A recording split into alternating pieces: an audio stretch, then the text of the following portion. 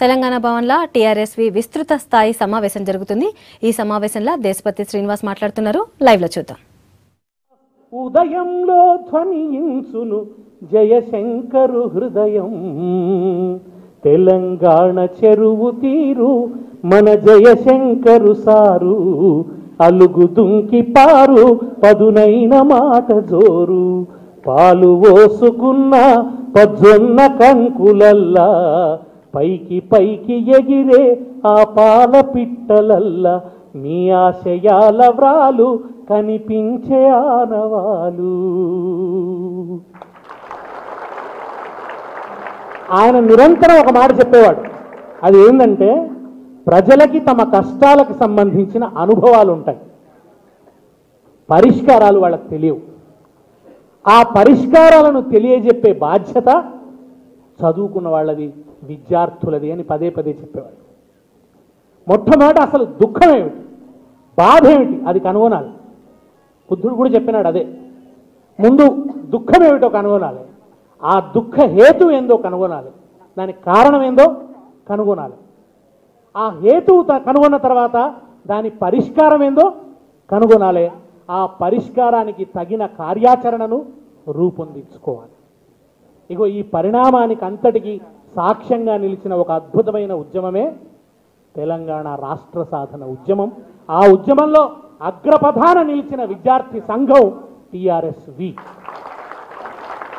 మీకు గొప్ప గౌరవం ఉంది, మీకు గొప్ప ఘన చరిత్ర ఉంది.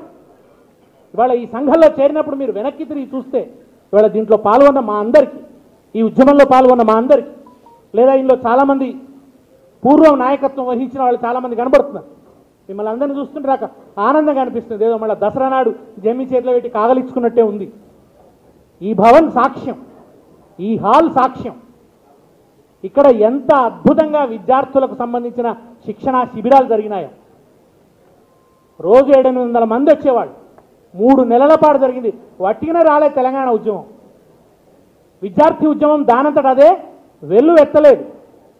బహుశా చరిత్రలో ఏ పార్టీ కూడా అంత విస్తృతంగా, అంత గణనీయంగా, అంత ఘనంగా విద్యార్థులకు రాజకీయ శిక్షణా తరగతులు ఇప్పటి వరకు నిర్వహించలేదని ఘంటాపథంగా చెప్పొచ్చు. అదొక టీఆర్ఎస్ పార్టీ మాత్రమే నిర్వహించింది. రోజు 800 మంది ఇక్కడికి వచ్చి 2 రోజుల పాటు ఉండేవాళ్ళు. ఇక్కడే తెలంగాణకు ఏం అన్యాయం జరుగుతుందో ఈ 2 రోజుల పాటు తెలుసుకునేవాళ్ళు. వచ్చిన మొదటి రోజు హైదరాబాద్లో ఉన్న సినిమా యాక్టర్ల ఇండ్లు చూసినందుకు వచ్చేటోళ్ళు. కానీ శిక్షణా శిబిరం అయ్యేటప్పటికీ అవి మన మీద పెత్తనానికి గుర్తులని తెలుసుకొని తెలంగాణ కోసం పోరాడటానికి జెండా పట్టుకొని పోయేటోడు. ఆ 2 రోజులలో ఒక పెద్ద మార్పు గురయ్యేది, ఒక రసాయనిక చర్య జరిగేది వాళ్ళందరిలో కూడా. అట్లా జరిగిన వాళ్ళే, అట్లా ఆ శిక్షణ పొందిన వాళ్ళే ఊళ్ళల్లోకి పోయి కేసీఆర్ గారు చెప్పినట్టు మీ ఊరికి మీరే కథానాయకులు కావాలని చెప్తే దాన్ని స్వీకరించి ఊళ్ళల్లోకి వెళ్ళి జరుగుతున్న అన్యాయాన్ని ప్రచారం చేసి, ప్రతి కళాశాలకు వెళ్ళి ప్రతి విద్యార్థి గుండె తట్టి ఆయనలో తెలంగాణ భావజాలాన్ని నింపి అవసరం వస్తే సాహసోపేతంగా పోరాడి నిప్పులు చిమ్మే తుపాకి రవ్వల గుప్పిట పట్టి నలిపేస్తాం, నెత్తురు చిందే దారుల్లోన విత్తనాలమై మొలకేస్తాం, లాఠీలిరిగినవో లడాగి మానం పిడుగులు పడినావో మడమలు దిప్పం ఆహా, నిర్బంధాలు ఎన్నెదురైనా నిలబడి కలబడి నిగ్గు దేల్త జై బోలో తెలంగాణ,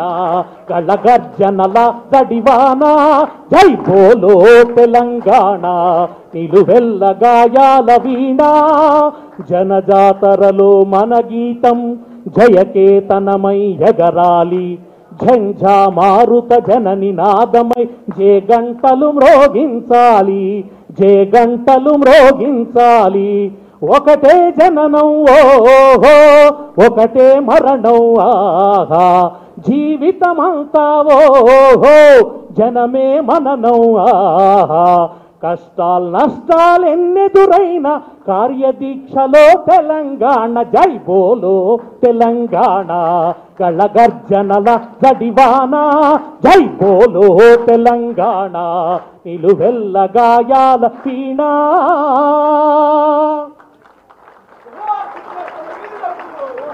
తెలంగాణ విద్యార్థుల సాహసానికి తెలంగాణ విద్యార్థుల కార్యదీక్ష ముందట లాఠీలు తూటాలు కూడా తల వంచి నమస్కరించి వెన్నుచూపి వెనుదిరగాల్సిన పరిస్థితిని సృష్టించిన ఘనత తెలంగాణ విద్యార్థులది.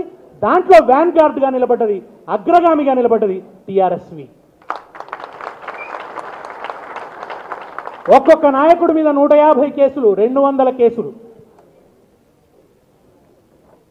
వలసవాద నాయకులకున్నవి డబ్బుల సూట్ కేసులు, తెలంగాణ విద్యార్థి నాయకుల మీద ఉన్నాయి కోర్టు కేసులు. ఆ కోర్టు కేసులకు మాత్రం భయపడకుండా, జైళ్లకు భయపడకుండా ప్రతి విద్యార్థికి జైళ్లలో పోయిన చరిత్ర ఉన్నది. తెలంగాణ ఉద్యమంలో ఆఖరికి ఎక్కడికి వచ్చిందంటే జైలుకు పోయిందంటే గౌరవించే పరిస్థితి. మామూలుగా జైలుకు పోయిందంటే నేరస్తుడు, కానీ ఉద్యమకాలంలో జైలుకు పోయిందంటే ఉద్యమకారుడు. ఈయన జైలుకు పోయిందంటే నిజంగా కూడా వీళ్ళందరూ కూడా జైలర్ నుంచి ఒక సర్టిఫికేట్ తీసుకోవాలి జైల్లో ఉన్నట్టు. ఆ సర్టిఫికేట్ని ఇంట్లో ఫ్రేమ్ కట్టి పెట్టుకోవాలి. జైలు పోయినట్టు పెట్టుకొని రేపు మీ మనవడికో మనవరాలికో ఇగో నా జీవితం నేను ఇంత సార్థకంగా గడిపినా నన్ను నానోడు వలసవాద ప్రభుత్వం జైల్లో వేసిందని సగర్వంగా చెప్పుకోవడానికి ఒక సర్టిఫికేట్ తీసుకోవాలి. అటువంటి ఒక ఘన చరిత్ర ఈ విద్యార్థి నాయకులందరూ కూడా సొంతం చేసుకున్నారు. తెలంగాణ ఉద్యమం మొదట మామూలు మేధావుల చర్చలాగా మొదలైంది, ఓ సన్నని చర్చలాగా. తర్వాత రకరకాల సంస్థలు ప్రయత్నాలు చేసినాయి, కానీ ఏది అడుగులు ముందటికి పడలే. ప్రధాన స్రవంతి రాజకీయాల్లోంచి ఒక నాయకుడు రావాలి, ఆ నాయకుడు వచ్చి దీనికి ఒక రాజకీయ వ్యక్తీకరణ ఇవ్వాలి. ఇస్తే తప్ప తెలంగాణ ఉద్యమం ముందడుగు వేయదు, ఒక బలమైన రూపానికి రాదు అని మొత్తం తెలంగాణ బుద్ధిజీవులంతా ఆరాట పడుతున్న దశలో చంద్రబాబు నాయుడు దుర్మార్గ పరిపాలనా కాలంలో రైతులు కరెంటు కావాలని చెప్పి, కరెంటు బిల్లులు తగ్గించాలని చెప్పి ధర్నాకి దిగితే, అసెంబ్లీ ముట్టడికి దిగితే బషీర్బాగ్ దగ్గర రైతుల గుండెల్లో బుల్లెట్లు దించిన చరిత్ర ఆనాటి వలసవాద తెలుగుదేశం పార్టీది. ఆ రైతులు మరణించారు, వాళ్ళ రక్తం మడుగు కట్టింది బషీర్బాగ్లో. ఆగో మడుగు కట్టిన ఆ రక్తంలోంచి ఉవ్వెత్తున ఎగిసి పడ్డ జెండానే గులాబీ జెండా. ఆ జెండాను నిలబెట్టిన మహానాయకుడు కేసీఆర్. అక్కడి నుంచి చరిత్ర మారింది. కేసీఆర్ అనే 3 అక్షరాల చుట్టూ, తెలంగాణ అనే 4 అక్షరాల చుట్టే తిరగడం ప్రారంభమైపోయింది. మొత్తం రాజకీయం దాని చుట్టూ తిరగాల్సి వచ్చింది. అది కేసీఆర్ ప్రదర్శించినటువంటి వ్యూహ చతురత. తెలంగాణ ఉద్యమాన్ని ప్రారంభించినప్పుడు ఆయన ఆలోచించాడు, దీన్ని ఎట్లా తీసుకుపోవాలి. దీన్ని ఎట్లా తీసుకుపోవాలంటే ఆయన ఎప్పుడు చెప్తుంటారు కదా, కంటికి కన్ను పంటికి పన్ను అన్నట్టు కాదు. కేటీఆర్ గారు కూడా ఎప్పుడు ఉదాహరిస్తుంటారు, ఇది స్ట్రీట్ ఫైట్ కాదు, స్టేట్ ఫైట్. రాష్ట్రం కోసం జరిగే పోరాటం తప్ప వీధి పోరాటం కాదు అన్నదాన్ని తీసుకొని శాంతియుత పంథాలో, అహింసా మార్గంలో. ఎందుకు ఈ పంథాను ఎంచుకున్నాం? తెలంగాణ డిమాండ్ అనేది ఎట్లా నెరవేరాలి? పార్లమెంట్లో బిల్లు ప్రవేశపెట్టడం ద్వారా. పార్లమెంట్లో ఎవడు కూర్చుంటాడో వాడి నెత్తి మీద ఒత్తిడి పెట్టకుండా, బరువు పెట్టకుండా ఇది నెరవేరదు. వాళ్ళ మీద బరువు పెట్టాలంటే, వాళ్ళ మీద ఒత్తిడి కలగాలంటే, వాళ్ళని అనివార్యతలోకి నెట్టాలంటే వాళ్ళ ప్రాణం ఎక్కడుంది? మాయల మరాఠీ ప్రాణం చిలకలున్నట్టే ఆ నాయకుల ప్రాణం ఎలక్షన్లలో ఉన్నది, ఎన్నికలలో ఉన్నది. కనుకనే కేసీఆర్ గారు ఎన్నికలని ఒక ఉద్యమ రూపంగా ఎంచుకున్నారు.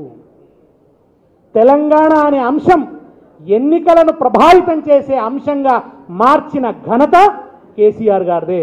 అప్పటి వరకు అది కేవలం పుస్తకాలలో అంశం మాత్రమే, కానీ అది ప్రజలను ప్రభావితం చేసి ఎన్నికలను ప్రభావితం చేసే అంశంగా మార్చింది మాత్రం కేసీఆర్ గారు. పదే పదే రాజీనామాలు చేసేది. ఎందుకయ్యా ఈ రాజీనామాలు అంటే, రాజీనామా చేస్తే ఒక ఎన్నిక వస్తుంది, ఆ ఎన్నికలో అనివార్యంగా తెలంగాణ గురించి చర్చ జరుగుతుంది. తెలంగాణ గురించి చర్చ జరగకుండా ఉండడానికి సకల ప్రయత్నాలు జరిగేవి. కానీ కేసీఆర్ గారు ఏం చేసేదంటే అటు పెట్టి ఇటు పెట్టి అందరు తెలంగాణ గురించి మాట్లాడేటట్టు, ఇష్టం లేకున్నా అన్ని టీవీలు మాట్లాడాలి, అన్ని ఛానళ్ళు మాట్లాడాలి, అన్ని పేపర్లు అదే మాట్లాడాలి. ఒక ఆయన అంటాడు తత్వవేత్త, నువ్వు నా గురించి నాతో అంగీకరించకపోవచ్చు కానీ నన్ను విస్మరించలేవు అంటాడు, నా ప్రస్తావన లేకుండా నువ్వు మాట్లాడలేవు అంటాడు. అట్లా వాళ్ళు తెలంగాణ వాదాన్ని అంగీకరించకున్నా తెలంగాణ గురించి మాట్లాడకుండా ఉండలేని అనివార్యతను సృష్టించింది టీఆర్ఎస్ పార్టీ, కేసీఆర్ గారు.